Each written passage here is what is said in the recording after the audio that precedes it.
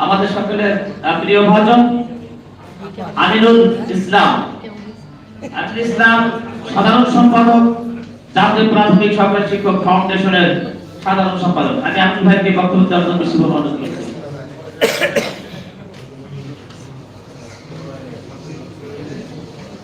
ধন্যবাদ সকলকে। আমরা যারা এখানে উপস্থিত হয়েছে আজকে 11তম গ্রেডের জন্য, এটা যদি একটা নির্বাচিত সরকার থাকতো তাহলে এটা কোনো সমস্যাই ছিল না, একজনের আন্দোলনেই সেটা সফল হয়ে যেত।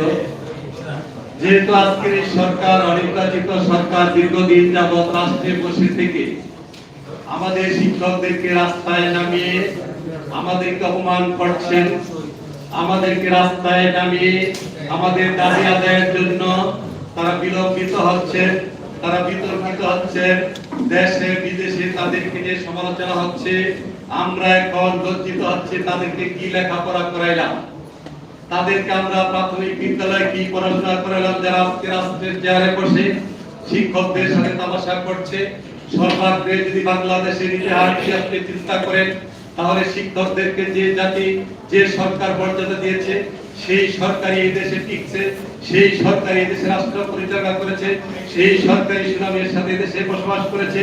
আর যে সরকার যখন এসে শিক্ষকদের মাথার উপর গুলি করেছে, গরম পানি দিয়েছে, শিক্ষকদেরকে আঘাত করেছে, সেই সরকারি দেশ থেকে পালিয়ে যেতে হয়েছে, সেই সরকারি দেশের মানুষের থেকে বিতাড়িত